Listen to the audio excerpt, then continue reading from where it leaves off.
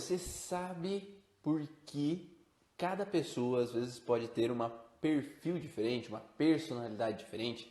Você sabia que entender se o teu paciente é destro ou canhoto faz total diferença na hora de avaliar o sintoma desse paciente?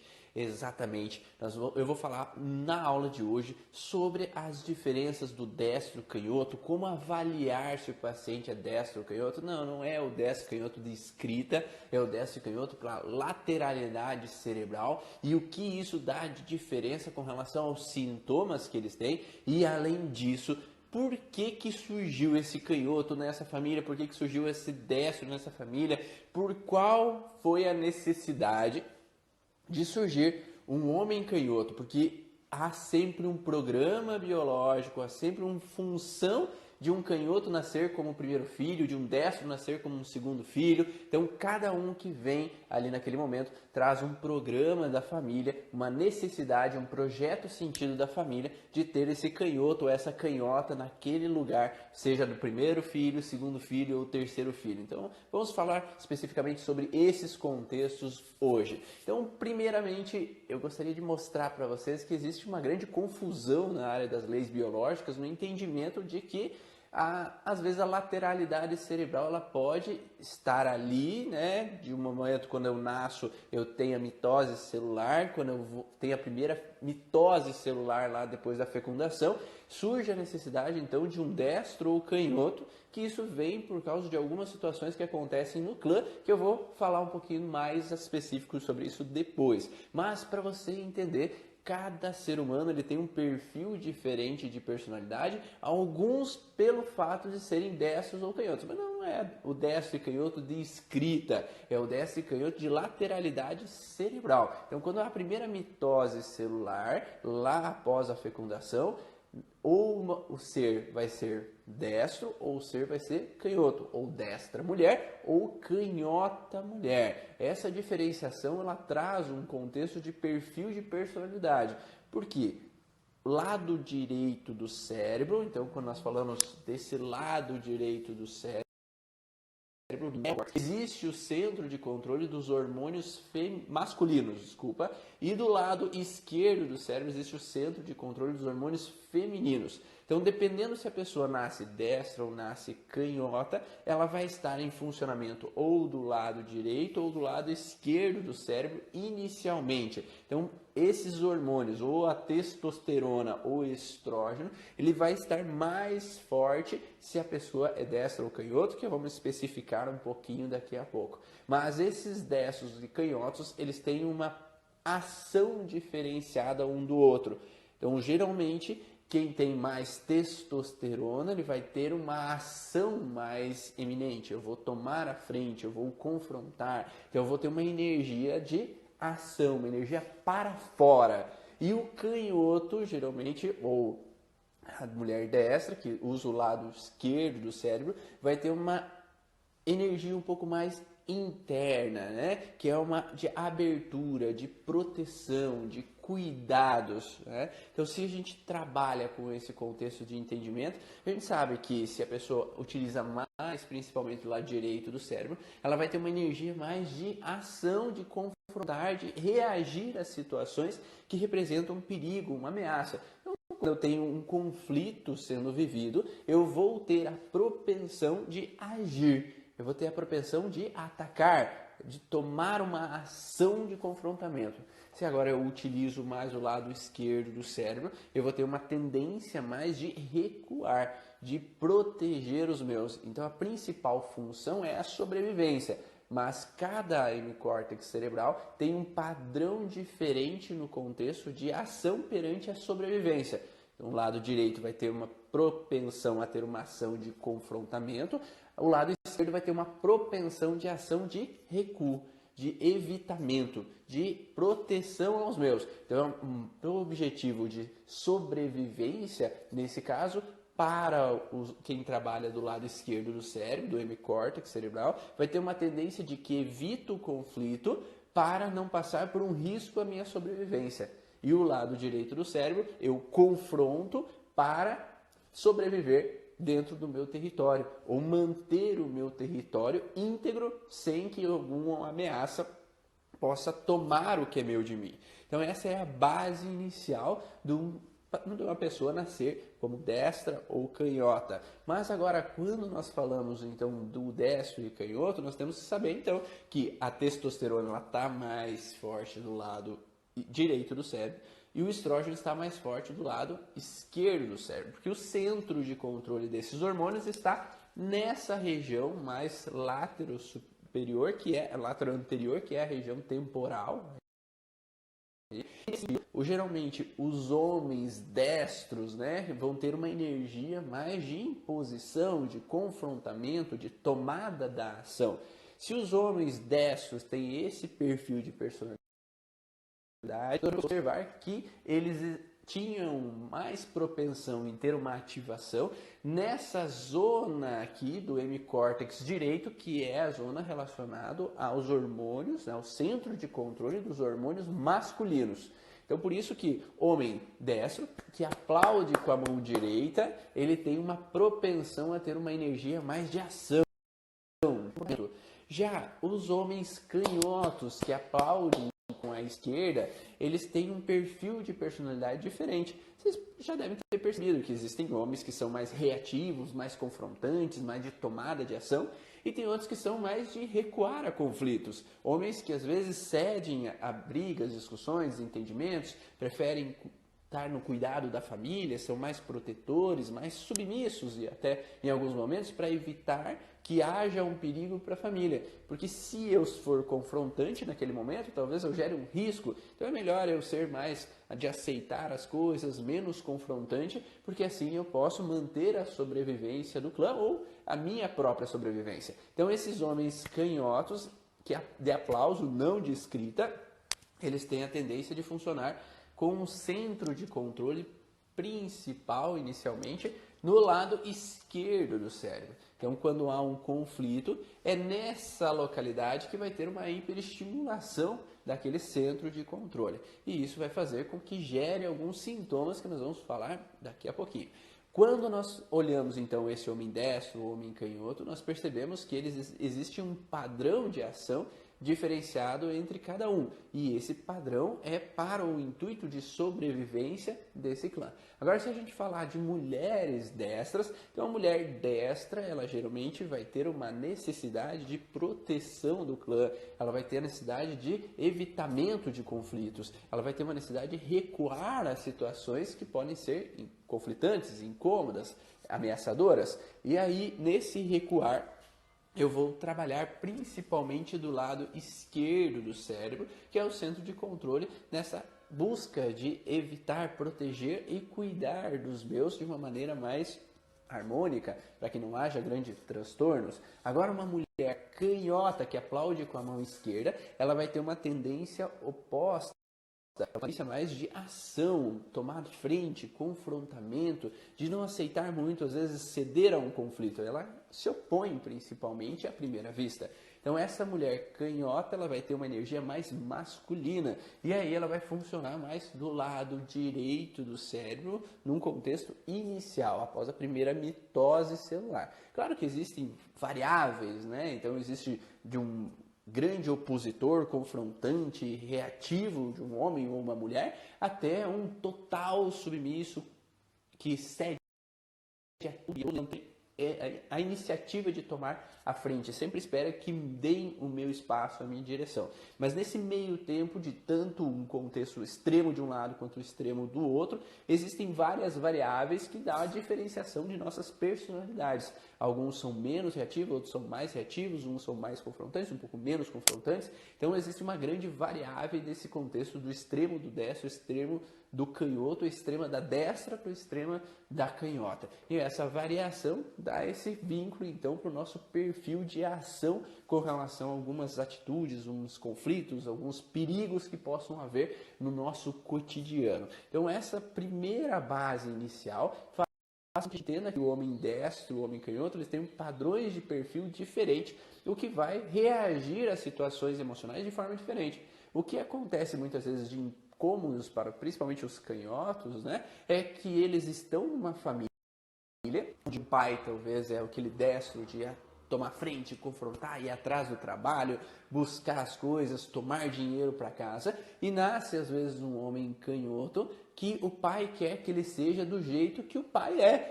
Então, o pai quer que ele seja um confrontante, quer que tome a frente, que vá atrás. Mas a energia de base desse homem que nasceu um canhoto ali dentro daquela família não é de ação, não é de tomada de frente, de ir atrás e fazer. Então, inicialmente, esse homem é mais de aceitar, mais protetor, mais de esperar que me deem um espaço para eu ir tomar a direção. Então, para esse canhoto que não tem essa energia de base de confrontamento, de ataque, é uma grande crise de identidade, não ser como o pai idealiza que eu seja, não ter a função que o pai idealiza que eu tenha, e essa ação que eu não consigo, eu não sou eu. Então há uma grande crise de identidade para esse homem canhoto desde pequeno, e por ele, dentro dele, ele não tem essa energia de tomada na frente, dar conta. Então quando ele não se encontra utilizando a energia de base, ele não tem a sua própria identidade, porque ele acaba tendo que ser do jeito que o outro quer que ele seja. E quando nós falamos de identidade, às vezes a gente precisa se separar do olhar do outro, do que o outro quer para mim, para eu encontrar minha própria identidade. Você não viu já esse contexto de que, às vezes, para eu ser feliz comigo mesmo, às vezes eu vou precisar dizer alguns nãos para algumas pessoas, porque se eu sou do jeito que elas querem que eu seja, eu não tenho a minha própria identidade, porque daí eu estou usando a identidade do outro, né? Então, estou fazendo o que o outro almeja para mim, o que o outro deseja que eu seja. E aí faz com que esse homem canhoto ele perca a sua identidade, não sabendo, não estando satisfeito onde está e sempre tendo uma sobrecarga ao ser do jeito que o outro quer que eu seja. E a mulher canhota, da mesma forma, quando uma mulher canhota ela entra numa energia onde que ela é de ação, de tomar frente, de reagir às situações, quando se pede para ela ser mais feminina, para ela não tem essa característica dentro dela, ela tem uma energia de tomada de decisão, e tomar frente, fazer, reagir às situações, não é muito de se cuidar a fundo. E cria também uma crise de identidade para essa mulher, porque dentro da cultura se exige dela como sendo assim o assado, mas esse não é o padrão interno dela de ser, de se cuidar, de ser, de buscar às vezes uma sedução, de buscar a casa, cuidar da casa, cuidar dos filhos. Ela tem uma energia de tomar a frente, de ir atrás das situações e conquistar, de trabalhar. E aí, quando ela tem que adquirir uma identidade que não é a dela, ela fica nessa relação de crise realmente existencial. Quem sou eu? Qual é o meu lugar? Porque a energia de base dela é totalmente oposta do que pedem a ela para ser. E quando nós entendemos o que é essa energia de base, nós podemos encontrar a felicidade plena, o estar bem com nós mesmos quando nós estamos dentro da nossa energia de base, que é estar como eu, como destro, funcionando como um destro, um canhoto funcionando como um canhoto, uma destra ou uma canhota funcionando como cada uma. E aí eu posso entender então por que eu ajo da forma que eu ajo, eu posso aceitar como eu sou, aceitar como eu ajo e que tudo bem. Então existe a necessidade de um ser mais ativo e confrontante, existe a necessidade de um ser mais submisso, de aceitar ou evitar conflitos, e tudo bem, e isso faz com que haja sobrevivência do clã, porque se todos agíssemos da mesma maneira, da mesma forma uma situação, poderia ser um perigo à sobrevivência da espécie, porque se todos, por exemplo, em um momento de guerra, reagíssemos de forma de confrontar, de brigar, de atacar uns aos outros,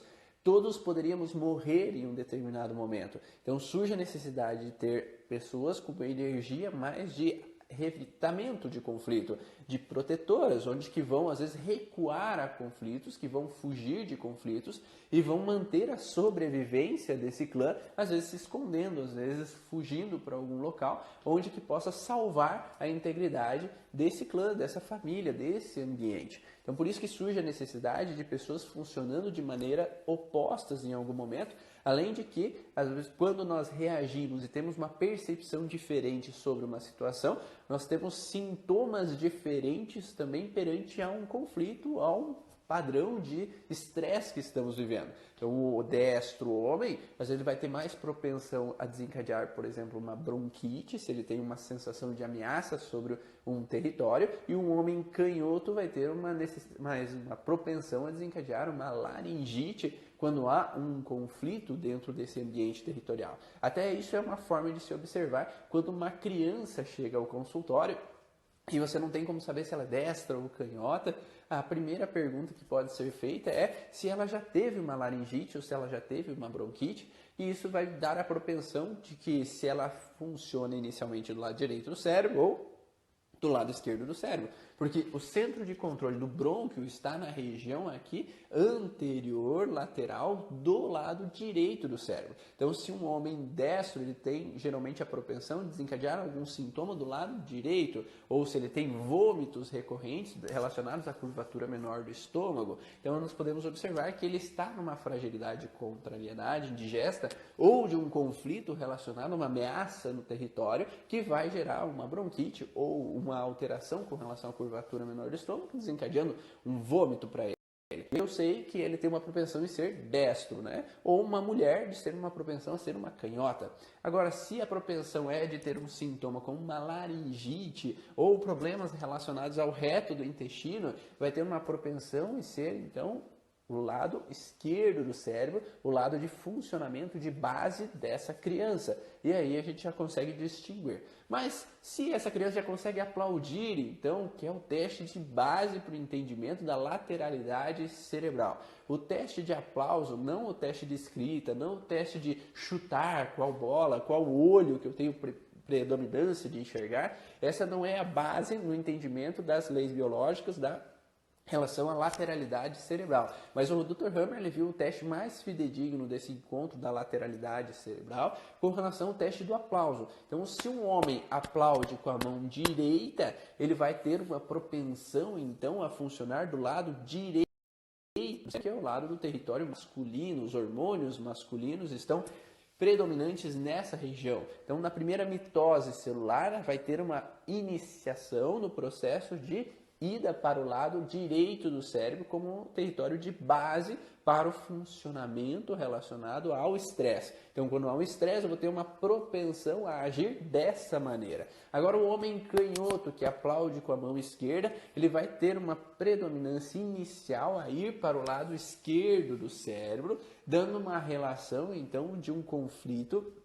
Onde que um conflito acontece, ele vai ter uma propensão a recuar a conflitos, evitar conflitos, se mais de proteger a minha família a situações relacionadas a ameaças sobre o meu território. Então, esse sentido de proteção, de cuidado, de evitamento, há uma propensão a ir para o lado esquerdo do cérebro. Que a mulher destra, que aplaude com a mão direita, ela vai ter esse padrão a busca ali de uma alteração, uma fragilidade inicial do lado esquerdo do cérebro, que é o centro de controle dos hormônios femininos, no córtex cerebral. Agora, se é uma mulher canhota, ela vai ter uma propensão, então, a ter uma funcionalidade inicial no lado direito do cérebro, onde tem os hormônios masculinos. Então surge a necessidade de uma mulher mais confrontante, uma mulher mais reativa às situações para tomar a frente. Mas agora, se o paciente, às vezes ele bate como foca, por exemplo, né? Ele não tem como identificar se é destro ou canhoto, então aí a gente pode pedir para ele fazer o processo de aplaudir com a mão direita e aplaudir com a mão esquerda, para ver qual que é para ele o mais natural. Você pergunta, então aplaude com a direita em cima e depois aplaude com a esquerda. O que para você é mais natural aplaudir? De uma maneira ou de outra? É mais fácil assim, ou mais fácil assado? O que é mais natural para você se você fosse aplaudir em algum lugar?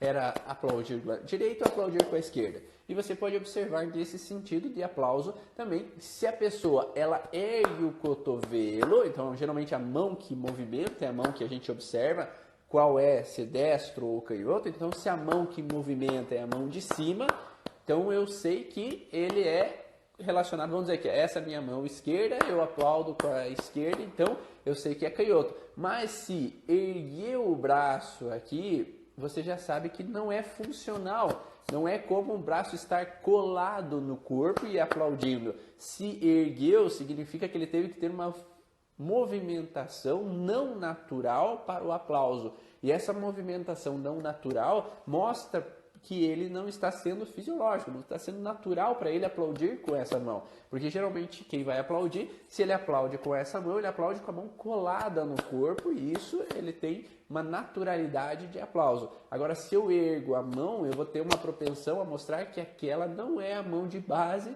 de aplauso daquela pessoa. Então você pode pedir essas diferenças, né? Olhar essas diferenças quando o paciente for aplaudir para mostrar para você. Se ele fez um movimento mais descoordenado com aquela mão, isso mostra que talvez tem algo de errado. Então pede para ele aplaudir com a outra. E daí você vê se for mais fácil para ele aplaudir com aquela outra mão, se tiver mais fisiológico, se tiver mais encostado ao corpo, vai mostrar que aquela mão realmente é a mão de base daquele paciente e vai ajudar você a diferenciar depois na avaliação dos sintomas que esse paciente tem. Outra conotação, às vezes, que a gente aparece, às vezes situações que aparecem, é o paciente que bate com a mão de baixo. Então ele deixa uma mão parada e ele aplaude com a outra mão. Então isso faz com que a gente dê a entender que o movimento é o que dá a base. Então, quando tem um movimento com a mão de baixo, significa que a mão de baixo que é a mão de predominância. Então, se eu estou aplaudindo com a mão esquerda aqui embaixo, eu vou ter uma relação de que esse homem é canhoto, que aplaude com a esquerda. Então, ele geralmente vai ter a base inicial de centro de controle do lado esquerdo do cérebro. Agora, se ele bate com a direita embaixo, ele vai ter uma propensão relacionada ao hemicórtex direito do cérebro inicialmente. Essa é uma diferenciação. E o que a Josie Kramer fala no livro dela, né? Então, destros e canhotos, uma lateralidade desconhecida, né? É que se geralmente o homem aplaude ou a mulher aplaude com a mão de baixo, ele vai ter uma tendência a ser mais um confrontante, mais um opositor. Então, na minha experiência clínica, eu observo frequentemente isso. Se um paciente ele vai aplaudir, mas a mão que ele aplaude é com a mão de baixo, ele tem um perfil mais confrontante, opositor, mais do contra, de certa forma. Então a gente vai observar características até nesse teste do aplauso que vai auxiliar no diagnóstico depois das fragilidades dele. Então um paciente que aplaude com a mão de baixo, a gente vai tender a observar se ele não tem umas reações confrontante, opositor, mais de reagir às situações de uma forma mais exagerada do contra, assim, as situações de aceitação. Às vezes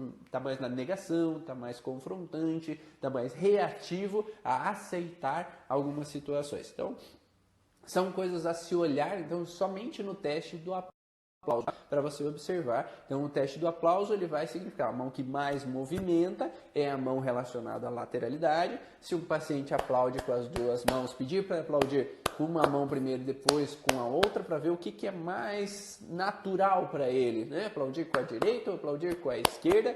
E se aplaudiu com as duas, não, as duas é normal. Você vai ver, ó, que eu aplaudo assim, tá tranquilo, e agora quando eu vou aplaudir com a outra, eu desencosto do meu corpo a outra mão. Isso não é natural. O natural é estar encostado no corpo e estar tranquilo, está tudo bem para eu aplaudir. Agora, quando eu vou aplaudir com a outra mão, eu separo do corpo e isso dá um sinal que não é natural para mim aplaudir com esse braço.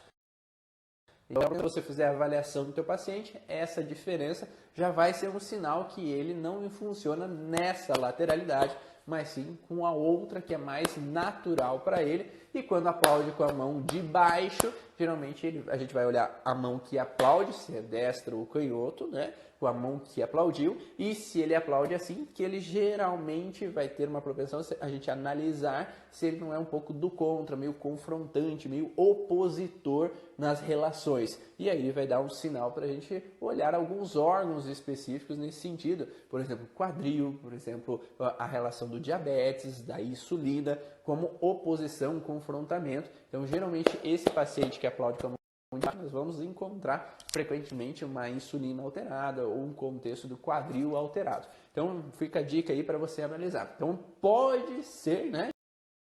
Então, por cada um dos pacientes para verificar se faz sentido ou não esse contexto. E agora, quando nós olhamos essa lateralidade de base, a gente tem que entender também que no contexto músculo-esquelético, principalmente, os homens destros e canhotos, eles têm uma diferenciação nos sintomas do lado esquerdo do corpo e do lado direito do corpo.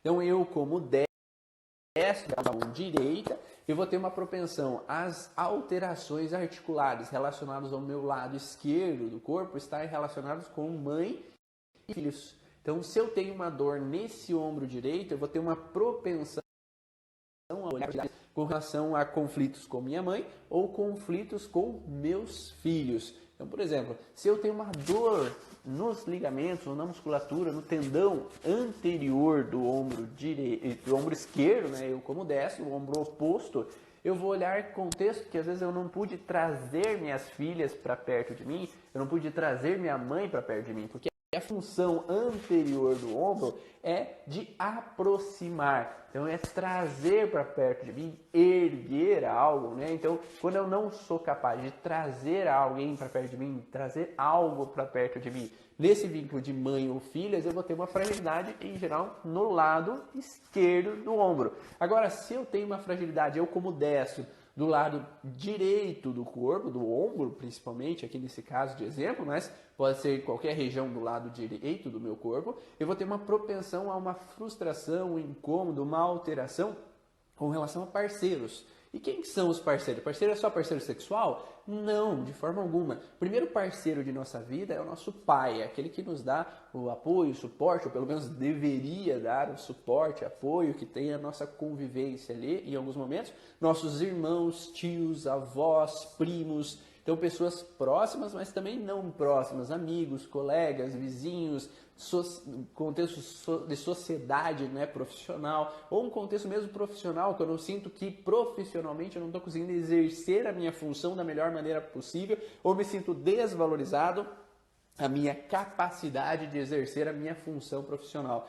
Então, quando nós temos essa impotência, incapacidade de agir ou fazer da forma com que eu almejo, eu idealizo, eu entro numa fragilidade com relação ao meu ombro, então, por exemplo, direito. Então, se eu sou um homem destro, que aplaude com a mão direita, o lado oposto tem a ver com mãe ou filhos, e o mesmo lado tem a ver com parceiros, mas entre todos esses parceiros que eu falei, que poderia ser como esposa, meu pai, meus irmãos, tios e contextos tão de profissão, de ação profissional que eu não estou conseguindo exercer de maneira ideal. Então, esse é uma diferenciação que é interessante, porque se o teu paciente chegar com uma dor no ombro esquerdo, você vai ter que identificar esse padrão para entender qual é a relação que ele tem nesse contexto de lateralidade. Então, tanto o homem quanto a mulher destra, que aplaude com a mão direita, o ombro oposto ao ombro de aplauso, de mão de aplauso, ela vai ter relação com mãe e filhos. E o mesmo lado com parceiros. Agora, se chegou um homem e uma mulher canhota para você, você já vai ter que analisar que o lado oposto, que seria o lado direito, tem a ver com mãe ou filhos, e o mesmo lado tem a ver com parceiros, todos esses parceiros que eu falei para você agora há pouco. Então, nesse sentido, se um paciente chegar para você com dor no ombro esquerdo, você já tem uma diminuição das possibilidades com relação à causa desse sintoma. Você já começa a pensar que, então se é homem destro, tem dor no ombro esquerdo, uma das primeiras coisas ao me pensar é que tem alguma coisa com relação a mãe ou filhos. Olha quantas coisas a gente já reduz, né? Eu já reduzo que é algo profissional, eu já reduzo que é algo com relação a parceiro, eu já reduzo que é algo com relação ao pai. Então, é várias possibilidades que eu já começo a reduzir nos padrões que estão trazendo aquele sintoma para esse paciente. E aí, nessa redução, eu já começo a ver se é a região anterior, se é a região posterior do ombro, que eu sei que a região anterior é trazer para perto de mim, a região posterior é afastar alguém de mim. Então, eu já reduzo mais um pouco as informações do qual é o contexto daquele conflito que essa pessoa está vivendo. Eu reduzo mais ainda ao saber que as dores articulares, ligamentares ou tendão, elas vêm na parte inflamatória na fase pós-estresse. Então eu sei que aquela dor começou quando a pessoa saiu de um estresse, quando relaxou algum estresse. Então eu vou aumentando a possibilidade de eu chegar no X da questão. Mas se eu não sei a lateralidade, eu posso saber que a pessoa tem inflamação porque saiu de um estresse, eu posso saber que essa pessoa tem alteração por não poder trazer para perto de mim alguém, mas eu posso pensar que possa ser um parceiro e talvez não seja o parceiro, seja a mãe que faleceu, a mãe que foi embora, a mãe que está em leito de morte e essa pessoa está se sentindo incapaz de poder proteger como ela gostaria a sua mãe. E aí eu entro na fragilidade com relação ao ombro esquerdo. Então esse entendimento da lateralidade ajuda nessa compreensão também das articulações, dos ligamentos, dos tendões que possam estar fragilizados relacionados ao lado contralateral, ao lado de aplauso, ou do mesmo lado, do lado de aplauso. Então espero que tenha ficado entendível essas informações aí para você, dá um ok aí se está fazendo sentido, se está conseguindo entender o porquê que é importante compreender essa questão da lateralidade cerebral. Mas uma coisa que muito pouco se fala é a necessidade do porquê que surgiu então um homem canhoto, porquê que surgiu uma mulher canhota em algum momento na vida ali daquele clã. E o que a Josi fala então, né? Quando nós falamos do livro da Josi, tá? Vamos responder sua pergunta ali, né? Quando a ruptura do supraespinhal, penso que ela viveu um balanço? Não necessariamente, tá? Quando há uma ruptura, então, Lucélia, do ligamento supraespinhal, que é um estabilizador do ombro, ele vai trazer talvez uma relação até fase ativa contínua, porque a musculatura ou o tendão ele vai ter uma necrose tecidual, perda de fibras musculares, perda de fibras do tendão durante um processo contínuo em fase de estresse. Então, se uma pessoa vive continuamente em fase de estresse, ela vai necrosando, necrosando, necrosando, e às vezes em uma função que ela vai ter, que é mais abrupta, que é mais intensa, ela pode romper aquele supraespinhoso. E aí ela pode ter uma lesão, necessidade de parar. Porque qual é a necessidade de uma ruptura? É parar o combate. Então, se eu estou em estresse há muito tempo e eu não estou saindo daquele estresse, daquela frustração, daquela impotência durante muito tempo, meu cérebro vai usar da função para que eu possa sair daquele conflito de uma forma ou de outra. Então, se eu fico muito tempo, eu posso chegar a um momento de ter uma ruptura daquele tendão, como se fosse uma tentativa adicional de fazer eu me forçar a sair daquele combate, que está sendo resolvido por si só. Então essa é uma necessidade às vezes de fase ativa. Mas se o paciente fica numa fase ativa em balanço, que fase ativa é necrose, né? Então se eu tenho fase PCL, eu tenho uma reestruturação daquele tecido, eu vou fortalecer aquele tecido, eu vou proliferar células. Mas se eu estou em fase ativa em balanço, eu saio da fase ativa, volto à fase ativa, saio da fase ativa, volto à fase ativa, eu tenho contínuas necroses teciduais, que também pode chegar ao ponto de haver uma ruptura por um espontâneo, erguer o peso momentaneamente e ter então essa ruptura, mas também com o objetivo de parar o combate, para eu sair daquele conflito, porque se fazer essa ação não está funcionando, eu continuo me frustrando, é como se parar de fazer aquela função vai me ajudar a sair desse estresse. Então essa mais ou menos é a intenção do processo. E quando nós falamos da bursite, ela tem uma relação mais de amortecer um problema. Então é como se eu quisesse, por exemplo, se eu tenho uma bursite do lado esquerdo do ombro, eu tenho talvez uma relação também de não ser capaz de amortecer um problema, onde eu não consegui ser capaz de proteger. É uma impotência, uma incapacidade relacionada à articulação, ligamento, músculo, mas vinculado a amortecer um processo de proteção com os meus, de apaziguar os meus, de trazer para perto de mim. Então eu não consegui amortecer o problema que algum irmão traz com relação à minha mãe, que eu não consigo amortecer o problema para ela, não consigo amortecer o problema para que ela deixe de sofrer, não consigo evitar com que ela entre numa tristeza, que pense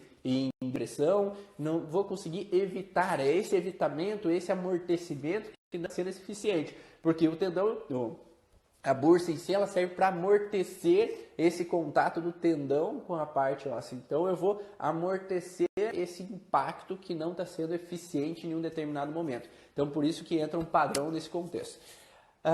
Bom dia, homem ambidestro, tenho muita dificuldade no teste de aplauso. Ele bate com as duas mãos praticamente iguais no comportamento, ele cuida dos filhos, da casa, do ninho, ele pode ser canhoto. André, lá no começo eu falei, você chegou depois, lá no começo eu falei das diferenciações do que a gente pode observar no teste do aplauso, Então, de diferenciação para entender se é destro ou canhoto no teste de aplauso. Ambidestro de escrita a gente desconsidera totalmente, porque para nós não faz sentido algum esse teste, tá? O teste de escrita para nós não faz sentido, é o teste do aplauso, e se o aplaude com a mão direita ou aplaude com a mão direita, a gente vai ter a diferenciação de pede para ele aplaudir com a direita, pede para aplaudir com a esquerda, o que é mais natural para ele. Eu vou passar rápido porque eu já falei isso antes. Ou pede para aplaudir para a direita, tá a mão encostada no corpo e tá natural, ok, é destro. Se aplaude com a esquerda, mas afasta a mão aqui, ó, afasta o cotovelo do corpo, você já sabe que é destro, porque o lado esquerdo ele não está sendo natural o aplauso, ele teve que inclinar aqui a mão para aplaudir. Então não é natural para ele. Então quando ele está encostado no corpo e aplaudindo, acaba sendo mais natural, ok? Mas para ele aplaudir com a outra mão, com a esquerda, por exemplo, eu vou virar a mão e eu vou afastar aqui o cotovelo da região nas minhas costelas. Então isso é o sinal que ele não é nessa lateralidade que ele funciona, porque ele já está não sendo natural esse teste do aplauso. Então você vai olhar isso como principal componente para você observar se ele é destro ou canhoto, mas não existe ambidestros de aplauso, tá? Ou é destro ou é canhoto, isso não tem discussão. Então, mesmo gêmeos univitelinos, por que se observa frequentemente esse contexto? Porque gêmeos univitelinos, quando eles nascem, como se fosse a mitose celular, que se nasce como destro ou se nasce como canhoto. Então, nessa primeira mitose celular, ou vai ser destro ou vai ser canhoto, e são os gêmeos univitelinos, um vai ser destro e o outro vai ser canhoto. Então, quando tem gêmeos univitelinos, geralmente vai ter um que vai ser destro e o outro que vai ser canhoto. Então você vai observar que existem dois com padrões de personalidade totalmente opostos quando nascem, mesmo sendo gêmeos. Então não é porque o DNA é o mesmo que a personalidade é a mesma. E reação a situações de estresse é a mesma. Tanto é que nos gêmeos univitelinos que eu atendo muitas vezes, eles têm um que é mais confrontante, um que é mais dominador e quer que as coisas sejam do jeito dele, e o outro que é mais submisso, aceita mais as situações e às vezes evita conflitos e submete, aceita o que o outro, que é mais impositor, tende a governar, tomar a frente. E é exatamente por isso que surge um contexto de destro ou canhoto em alguns momentos, porque, por exemplo, na grade de lealdade familiar, como diz no livro da Josi, se quiserem saber um pouquinho mais sobre esse contexto de grade de lealdade familiar, ela está escrevendo um livro mais sobre isso, mas tem um pouquinho de informação ali. No contexto de um homem que nasce no primeiro filho como uma energia mais canhota, né? Ele é canhoto, tem uma energia mais vinculada ao hemicórtex esquerdo do cérebro, de base inicial. Esse homem, ele surge uma necessidade de um homem de primeira linha como um canhoto. Mas por que pode surgir a necessidade de um canhoto de primeiro filho? Geralmente, quando se fala lá no passado, o primeiro filho geralmente é aquele que vai trabalhar com o pai, é aquele que vai herdar, né, as terras, aquele que vai assumir nos reinados, não é o príncipe, o mais velho, que assume a governança do reino, né? Então esse primogênito geralmente é que vai submeter a encontrar o destino no lugar do pai dele. Então esse primeiro filho geralmente teria que ter uma energia mais de tomada de ação, tomar a frente. Mas por que vai nascer um canhoto aqui nessa localidade? Porque talvez na história houveram homens que, com a energia masculina de primeiros filhos, eles não exerceram a função que eles deveriam exercer de tomar a frente, de confrontar, de ação. Então essa energia foi exagerada ou essa energia foi em falta. Ou seja, como assim exagerada? Então esses homens, nos antepassados desse filho homem, primeiro filho que nasceu canhoto, talvez foram homens violentos, agressivos, que tiraram a vida de outras pessoas, que agrediam a família, homens que às vezes não traziam comida para casa, homens que representavam realmente uma ameaça ao clã.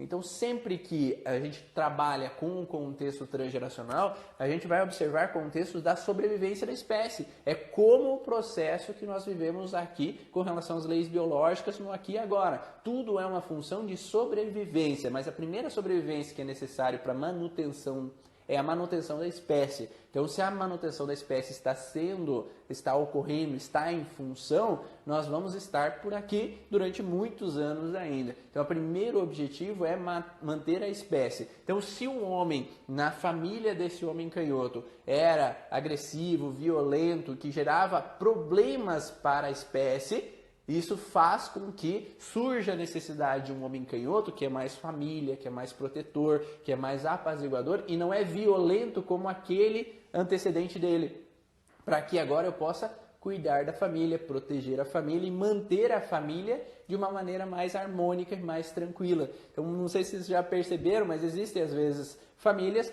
onde que o pai, ele era um pai agressivo, ele é um pai imponente, um pai confrontante, que nasce então um homem canhoto com uma energia mais de casa, mais família, mais protetor, às vezes até um contexto onde um homem na antecedência era com relação a um homem ausente, um homem que não voltava para casa, viajava e ficava longe, não dava suporte financeiro à família, não estava por perto para acolher os filhos. Aí nasce um homem com uma energia mais canhota, né, com mais feminina, para que seja um homem presente agora. Porque aquele homem no antecedente familiar era um homem ausente e causou um dano a essa história familiar, causou um dano, uma ausência, uma dificuldade à família, ao clã. Então a gente tem que sempre olhar para a necessidade do clã de um homem que seja mais família, mais protetor, mais ambientalizado ao clã,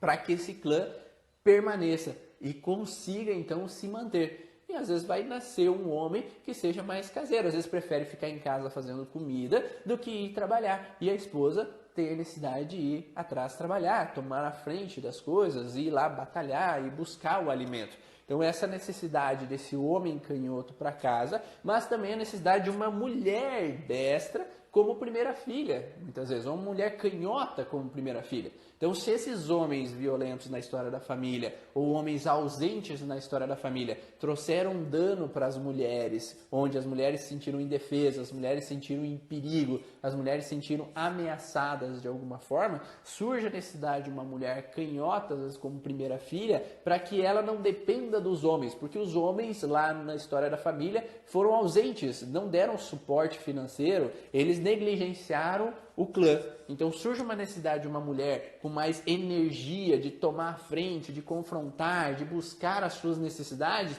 do que uma mulher que fica esperando que o homem traga para ela o que é dela de direito. Então ela fica com uma energia mais masculina no andar de primeira filha, que o primeiro filho geralmente tem uma energia mais masculina, de tomada na frente, de aquisição, e tem a necessidade, então, de uma mulher canhota nesse local para suprir a falta daquele homem que não estava presente, daquele homem que não reagia da forma com que deveria reagir. Uma canhota como primeira filha também viria nesse conflito de primogênitos violentos ou ausentes? Sim, então como eu estava respondendo, né?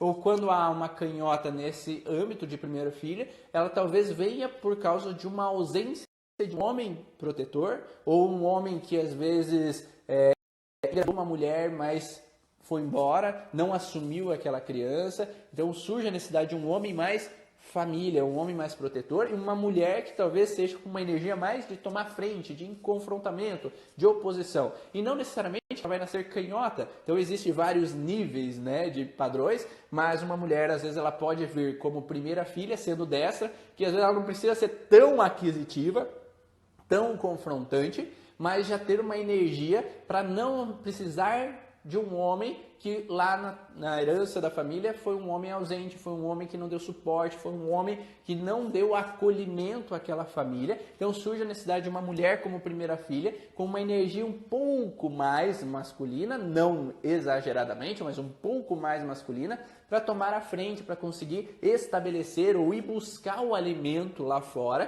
para trazer para os meus filhos. porque assim eu posso ter um pouco de energia de ação, mas tem um pouco de energia de proteção também, de família, de cuidado, de apaziguamento. Então eu tenho um equilíbrio entre essas duas forças e por isso que quando a gente vai avaliar um paciente, a gente não olha só se ele é destro ou canhoto, a gente olha se é homem ou mulher, olha a cultura de onde veio, mas olha também se é primeiro, segundo ou terceiro filho. Porque o segundo filho, ele geralmente vai ter uma energia também mais de protetor, mais família, é uma energia um pouco mais feminina. Então, qual é a necessidade de nascer um homem destro como segundo filho e uma mulher canhota como primeira filha? Então, essa mulher canhota que assume a frente, toma a frente por causa desses homens ausentes que tiveram na história do clã, e surge a necessidade de uma mulher, de um homem, destro como segundo filho, para ser mais família, mais protetor, menos confrontante, como foi o pai, como foi o avô da família. E a mesma forma, se uma mulher nascer como segunda filha, talvez ela venha com essa energia também de uma necessidade de mulheres mais protetoras, mulheres mais famílias, porque houveram talvez mulheres na história da família que não foram presentes a seus filhos, que doaram seus filhos, que provocaram abortos em algum momento, ou que realmente não suprimiram a necessidade de harmonia no clã. Então surge a necessidade de uma mulher mais feminina, então uma mulher destra como segunda filha, uma mulher mais feminina, mais apaziguadora, mais protetora do lar e mais feminina para atrair um parceiro, porque talvez mulheres anteriormente foram rejeitadas, foram excluídas e foram necessário aquela mulher que sofreu por amor, né? Eu não pude ficar com meu parceiro, eu sofri de amor porque um parceiro faleceu. Então surge uma mulher mais feminina para atrair a atenção dos homens, para eu ter um território que é um território parceiro, um território de casa. Então, por isso que surge essa diferenciação, e aqui nesse contexto também a gente vai olhar os abortos e as crianças que não foram assumidas, né? Então, se eu tenho um primeiro filho, mas esse primeiro filho não necessariamente é o primeiro filho porque houve um aborto, então se houve um aborto a gente vai colocar na casinha do primeiro filho e o segundo vai ser esse que nasceu. Então a gente vai ter que observar essas relações e pode ter gêmeos evanescentes também, que não foram olhados também, que também nós temos que colocar nessas casinhas para entender qual filho é cada um. Então cada um tem uma energia diferente, uma energia de base diferente, uma lateralidade diferente, que é importante entender, porque assim a gente vai precisar entender a história do clã. Por que houve essa necessidade desse homem vir com essa energia mais feminina, por que aquela mulher veio com energia mais masculina, para colocar essa pessoa dentro da sua identidade, de fazer com que ela possa entender por que ela é do jeito que é, porque cada vez que a gente encontra a nossa identidade, a gente assume nesse nosso local de origem, a gente está mais feliz, está mais pleno, está mais completo com nós mesmos. Então, por isso que é importante entender cada uma dessas características para entender o ser humano como um todo. E dentro do curso Origens Avançado, nós vamos falar sobre todo esse padrão, né, de lateralidade cerebral mais a fundo, as constelações esquizofrênicas cerebrais. Para quem tiver interesse, então dia 25 a 29 agora de março em Belo Horizonte e dia 29 de junho em São Paulo, o curso Origens Avançado vai ter a base então de todo esse entendimento com relação às constelações esquizofrênicas cerebrais, a grade de lealdade familiar, primeiro filho, segundo filho, terceiro filho, qual que é a energia de cada um deles. Nós vamos entender os ciclos de repetição, por que esse filho viveu aquele conflito igual o avô, igual o bisavô viveu, a genossociograma para entender então essas relações do transgeracional, porque quando nós entendemos o que o paciente vive, a gente entende muito em parte o sintoma dele e faz muito sentido para ele, mas quando ele entende da onde que veio todo esse processo, daí é completo esse entendimento e aí o paciente pode sair por definitivo daquele sintoma, daquela alteração. Espero que tenham gostado dessas informações sobre a lateralidade e essas dicas já ajudem a compreender se é destro ou canhoto, se é destra ou canhota, para entender também o princípio do qual é o sintoma que o teu paciente está trazendo para você, para que você possa resolver de uma maneira muito mais rápida e eficiente. Um grande abraço, eu te vejo na próxima live. Tchau!